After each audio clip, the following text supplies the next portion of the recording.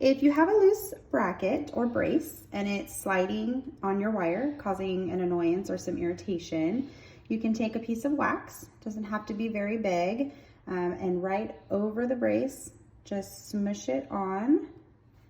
and now it won't move back and forth. The wax will protect your cheek and your gums, and it'll be much easier to eat. If your brace is loose and it's flipped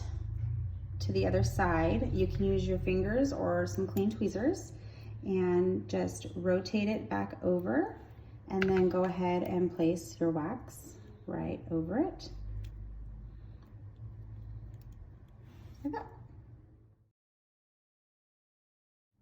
If the brace has come completely off your wire and now you have a wire that could potentially poke you, you could put some wax right over that piece of wire so it doesn't poke you, or you could take some clean fingernail clippers